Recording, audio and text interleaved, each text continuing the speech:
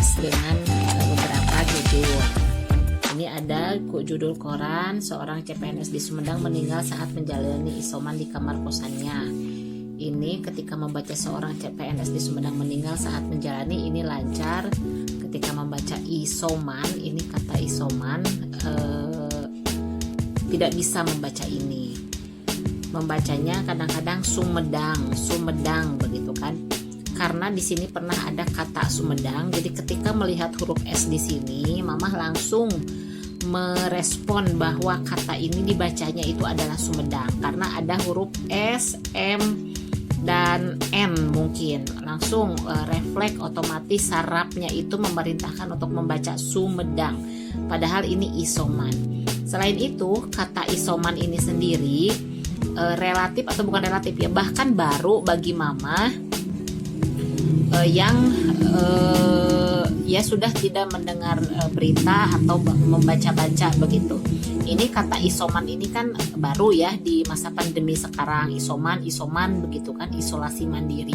Bagi Mamah isoman ini adalah istilah atau kosakata baru, sehingga dia tidak bisa merespon atau menerima informasi istilah ini sekaligus, apalagi langsung membaca di sini, dia tidak akan bisa mengetahui bahwa ini adalah isoman karena tidak pernah terekam sebelumnya bahwa tulisan ini, rangkaian kata-kata ini dibaca sebagai isoman.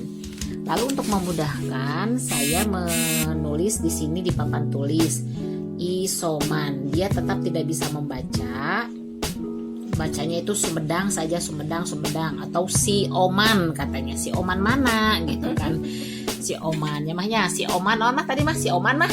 Si Oman. Itu naon dibaca nak? Si Oman. Itu dibaca naon gini kan? Si Oman. Isoman. Ternyata dibacanya isoman. Lalu saya membuat per suku kata. Isoman. Ini juga sulit dibaca tapi lama kelamaan jadi bisa.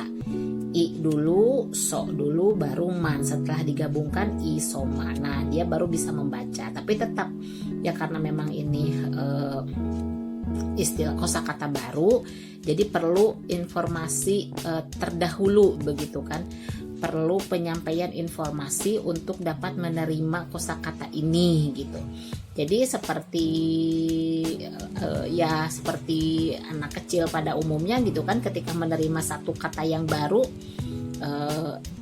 awalnya dia tidak tahu gitu. Nah, setelah dikasih tahu bahwa ada kosakata baru yaitu isoman, baru bisa merespon, baru bisa mengakomodir si memori otaknya itu bahwa ada kosakata isoman begitu ya mah ya. Jadi dibaca naon mah? Isoman. Isoman teh isolasi mandiri. Bagi apa? Bagi naon cing? Bagi pasien naon mah? Mandiri. Bagi pasien naon anu sok isoman teh? Bagi pasien COVID, isolasi mandiri teh nyaeta mengurung diri. Isolasi teh menutup, isolasi teh menutup diri. Jadi biasanya atau harusnya isolasi itu di rumah sakit, misalkan ini mah isolasi mandiri. Jadi pasien COVID itu dengan sadar diri menutup diri di rumah, tidak kemana-mana, namanya isolasi mandiri. Sekarang sering disebut dengan isoman, gitu nyamahnya. Itu dibacana kan non mah? Ulangi. Isoman. Mana wae sok tunjuk. Nu handapna tunjuk. Baca sambil baca. Isoman. I-nya mana I-nya? So-nya mana? So-nya mana? Man-nya mana? Mana? Tunjuk man-nya mana? Nah, jadi dibaca Isoman.